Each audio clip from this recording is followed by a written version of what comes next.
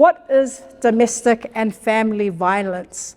Now, as you can see up there, domestic and family violence, is when one person in an intimate or romantic relationship or formal relationship, that's one thing. A family or informal care relationship uses violence or abuse to maintain power and control over the other person. So this can come in the form of sexual, emotional, psychological, physical, verbal, cultural, financial, and spiritual abuse. Now, according to legislation, there's a Domestic and Family Violence Protection Act in Queensland, dated 2012, and this is legislation that helps to protect and safeguard those who have experienced or are going through domestic and family violence. And under this legislation, they mention 3 types of domestic and family violence. And so the first one is romantic and intimate relationships, not only current relationships, but even former relationships. There's also family relationships. So when you think about family relationships, there are so many categories of family relationships. So I know for many of us, we know in the area of parents and children, elderly, cousins, siblings, but there's also another category of family relationships, which is very common in a lot of our Aboriginal community and also in our Pacific Island community. Does anyone know what that is? No? So kinship. So even in the area of kinship, that can still be considered family violence. So when it talks about family relationships, it's not limited to just a father and mother to a child in that, but it can also be in kinship relationships. And the last one is informal care relationships. And so informal care relationships, these are things like carers.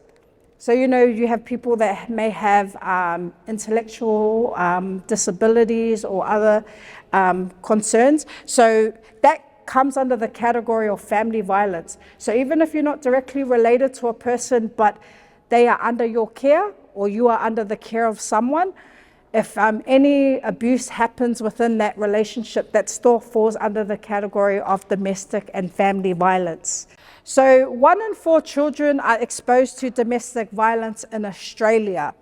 1 in 6 women and also 1 in 16 men experience physical or sexual abuse by the age of 15. We also have here 1 in 4 women experience emotional abuse by a former or current partner. 1 in 3 women are homicide victims. And so DV is a major contributor to homicide in Australia. 40% of women seek help from friends, family, and services. So according to the statistics of domestic violence, a lot of especially in the females, they don't actually go and report domestic violence. They often seek help from either people close to them or community services, but there's a low percentage of those that actually go on to report it. And in Australia, there's 22 billion, that's the cost of domestic violence in Australia. And the 22 billion is broken up of either supports through communities, through your GP, through all different avenues of support to help domestic violence. Australia spends 22 billion. And that's such a big figure for this area of domestic violence. And so I just wanted to touch on those because before we get into our Talanoa, which we're going into it soon, it's just awesome and important for us to look at, I guess, one, what it means, what the law says about it, and what statistics are available already in terms of this area. But I know with Samoan people, they don't see it as domestic violence because it's normal. That's how life is, that's our culture. And they don't see it as a problem. They don't see it as anything other than, that's just how we are. Yeah, and they've been scared into the narrative of, if you do this, then you will break up our family and this will happen and it'll be your fault because you told someone. And when you sassa them, they just remember that sassa. But when you say harsh words, that kind of like stays with them forever. We can see there's such a huge gap between what is healthy and what is Christ-like as opposed to a lot of the things that have been embedded in our culture and our upbringing. And that's for those of us that haven't even been raised in the islands. How can we break the silence of culture in our families? Talanoa. Communicate. There was a real varying degree of experience for each of us. Some firsthand, some secondhand, some who were privy to being in homes where domestic violence was being perpetrated by uncles, and then that set up almost a fear of going to that home.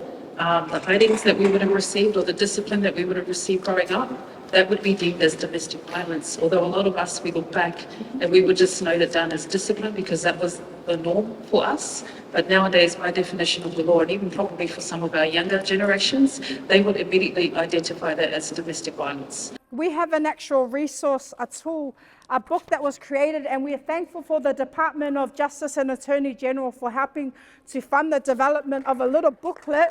There's so many things in this book that helps support this. And even, as you can see here, what do you do when you see it happening? Can we read it out? Sure, safety. So, and you know what, before you can help someone else, you yourself have to make sure, are you safe? What's the second one? Call for help.